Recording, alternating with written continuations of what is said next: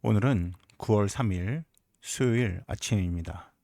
함께 나눌 말씀은 열왕기상 9장 10절부터 25절까지의 말씀이며 먼저 10절부터 14절 말씀 읽겠습니다. 솔로몬이 두 집, 곧 여호와의 성전과 왕궁을 20년 만에 건축하기를 마치고 갈릴리 땅의 성읍 20곳을 히람에게 주었으니 이는 두로왕 히람이 솔로몬에게 그 온갖 소원대로 백향목과 잣나무와 금을 제공하였음이라. 히람이 두로에서 와서 솔로몬이 자기에게 준 성읍들을 보고 눈에 들지 아니하여 이르기를 내 형제여 내게 준 이 성읍들이 이러한가 하고 이름하여 가불 땅이라 하였더니 그 이름이 오늘까지 있느니라. 히람이 금 120달란트를 왕에게 보내었더라. 20년에 걸친 솔로몬의 성전과 왕궁 건축이 마무리가 되었습니다. 이제는 이스라엘 곳곳에 건축을 하는 이야기가 나옵니다. 그러기 위해서는 다시 한번 두로왕 히람의 도움이 필요했습니다. 그래서 11절부터 14절의 내용은 향후 도움을 얻기 위해서 거래를 체결하는 가운데 주고받는 것들의 내용이 나오는 것으로 여겨집니다. 솔로몬이 히람에게 갈릴리 성읍 20곳을 주었습니다. 그런데 그곳들이 마음에 들지 않아 히람은 가불이라 이름 붙였습니다. 다치다라는 의미로 사람의 왕래가 없는 쓸모없는 곳이란 의미로 가불이라 이름 붙인 것 같습니다. 여기는 표현되어 있지 않지만 역대하 8장 2절을 보면 히람 왕도 솔로몬에게 땅을 주었습니다. 이외에도 히람은 솔로몬에게 금 120달란트를 보냅니다. 솔로몬은 이러한 돈과 물자로 건축을 시작합니다. 15절에서 17절입니다. 솔로몬 왕이 역군을 일으킨 까닭은 이러하니 여호와의 성전과 자기 왕궁과 밀로와 예루살렘 성과 핫솔과 무깃도와 겟셀을 건축하려 하였습니다. 전에 애굽 왕 바로가 올라와서 겟셀을 탈취하여 불사르고 그 성읍에 사는 가나안 사람을 죽이고 그 성읍을 자기 딸 솔로몬의 아내에게 예물로 주었더니 솔로몬이 겟셀과 아래 벳호론을 건축하고 다시 한번 역군, 즉 강제 노동을 할 사람을 모집합니다. 건축을 시작하기 위함입니다. 그동안 20년 동안 역군을 동원하였습니다. 근데 또다시 역군을 동원하고 있습니다. 이제는 한 곳이 아니었습니다. 밀로, 핫솔, 무깃도, 겟셀, 벳호론 같은 여러 지역에 건축을 시작합니다.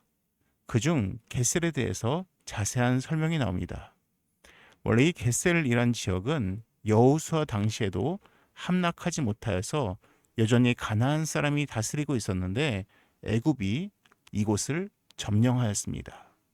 그리고 그곳에 사는 가나안 사람을 죽이고 그 성읍을 솔로몬에게, 정확히 말하면 솔로몬의 아내에게 주었습니다.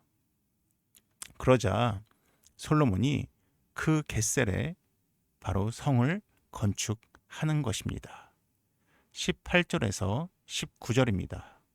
또 바알랏과 그 땅의 들에 있는 다드몰과 자기에게 있는 모든 국고성과 병거성들과 마병의 성들을 건축하고 솔로몬이 또 예루살렘과 레바논과 그가 다스리는 온 땅에 건축하고자 하던 것을 다 건축하였는데 솔로몬이 또 여러 곳에 이러한 성들을 건축합니다.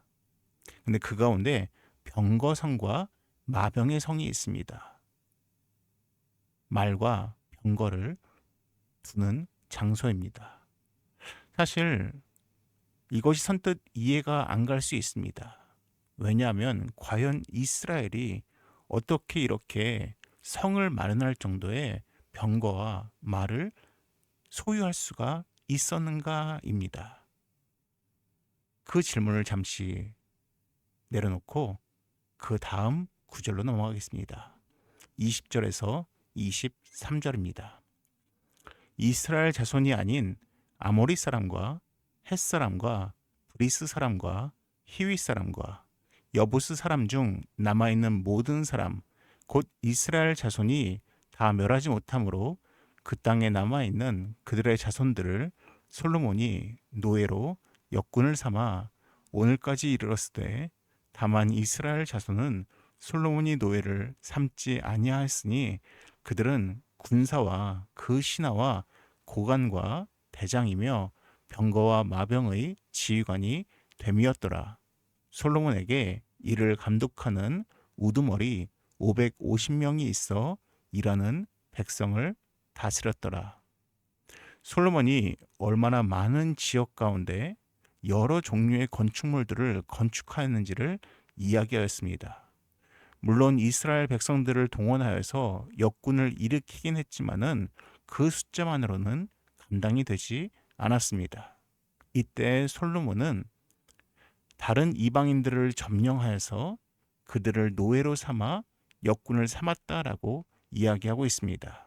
물론 이스라엘 백성들도 강제 노동을 하긴 하였지만은 그들은 노예의 신분은 아니었습니다.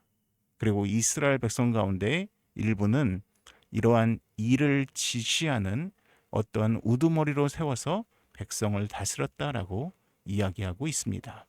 마지막 24절과 25절입니다. 바로의 딸이 다윗성에서부터 올라와 솔로몬이 그를 위하여 건축한 궁에 이를 때에 솔로몬이 밀로를 건축하였더라. 솔로몬이 여호와를 위하여 쌓은 제단 위에 해마다 3번씩 번제와 감사의 제물을 드리고 또 여호와 앞에 있는 제단에 분향하니라. 이에 성전 짓는 일을 마치니라.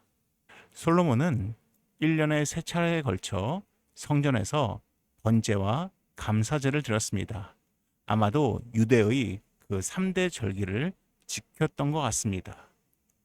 그런데 바로 이 말씀 앞에 솔로몬이 밀로라는 곳에 성 쌓는 이야기를 보여줍니다. 근데 그 성을 쌓는 이유는 애국 왕의 딸, 자신의 아내를 위함이었다라고 말하고 있습니다. 솔로몬은 이미 예루살렘 왕궁에 바로의 딸을 위한 건물 하나를 만들었습니다. 그런데 이번에는 밀로에 또다시 바로의 딸을 위해서 성 하나를 건축하고 있습니다. 과거 하나님께서 모세에게 왕이 지켜야 할 율례에 대해서 신명기 17장에 말씀을 하셨습니다. 그 가운데 이러한 말씀이 있습니다. 그는 병마를 많이 두지 말 것이요 병마를 많이 얻으려고 그 백성을 애굽으로 돌아가게 하지 말 것이니 이는 여호와께서 너희에게 이르시기를 너희가 이후에는 그 길로 다시 돌아가지 말 것이라 하셨음이며 그에게 아내를 많이 두어 그의 마음이 미혹되게 하지 말 것이며 자기를 위하여 은금을 많이 쌓지 말 것이니라. 그 당시 말과 병거는 국력의 상징이었습니다. 그리고 그 말과 병거들은 애굽이 뛰어났습니다. 하나님께서는 이미 신명기를 통해서 말씀하셨습니다. 병마를 많이 얻으려고 애굽으로 돌아가지 마라. 즉 애굽의 국력에 의지하지 말라라고 경고를 하셨습니다. 또한 아내를 많이 두지 말라는 것은 이방 나라와의 정략적 외교 관계를 위한 결혼을 하지 말라는 경고의 메시지였습니다. 그런데 솔로몬은 애굽 왕 바로의 딸과 결혼했습니다. 바로는 강한 군사력으로 겟세를 점령해서 솔로몬의 그 아내 바로의 딸에게 주었습니다. 또한 솔로몬은 수많은 말과 병거의 성을 건축하였다라고 이야기합니다. 아마 이것들은 애굽을 통해서 가지고 온 것으로 여겨집니다. 그러니 솔로몬은 더욱 좋은 관계를 위해서 바로의 딸을 위한 밀로 성을 건축했습니다. 이처럼 솔로몬은 애국과의 좋은 관계를 유지하기 위해서 자기의 아내를 삼고 또한 많은 비용과 국력과 무엇보다 백성들의 노동을 사용해서 여러 성들을 건축하고 있는 모습을 보여주고 있는 것입니다. 1931년 미국 보험회사에서 근무하던 이 허버트 윌리엄 하일리는 7만 5천 건의 사고를 정밀 분석한 결과 하나의 통계 법칙을 발견합니다. 한 명의 심각한 인명사고가 발생하기 전에 29번의 경상자가 발생했고 같은 원인으로 다칠 뻔한 잠재적인 부상자가 300명 있었다는 사실이었습니다. 그래서 1대 29대 300이라는 하일리 법칙을 발표합니다. 이 숫자의 정확성에 대해서는 논쟁의 여지가 있지만 분명한 사실은 큰 사고는 우연히 혹은 갑작스럽게 생기는 것이 아니라 경미한 사고들이 반복적으로 발생되는 과정 속에서 일어난다는 사실입니다. 경고성 징후와 전조들이 있다는 사실입니다. 우리는 솔로몬을 볼 때 지혜를 간구하는 기도, 지혜로운 재판, 막대한 부에 많은 관심을 둡니다. 그리고 동시에 갑작스런 그의 안타까운 결말을 보면서 놀라합니다. 하지만 우리가 말씀을 잘 읽어보면은 솔로몬에게는 그러한 새드 엔딩을 향한 많은 전조 증상들과 징후들이 있었음을 보게 됩니다. 그러므로 우리는 항상 스스로를 돌아보아야 합니다. 혹시 나에게도 자칫 그러한 슬픈 결말로 이끌 수 있는 아니면 하나의 심각한 문제를 야기시킬 수 있는 징후나 전조 증상은 없는지를 항상 점검해 봐야 할 것 같습니다. 기도하겠습니다.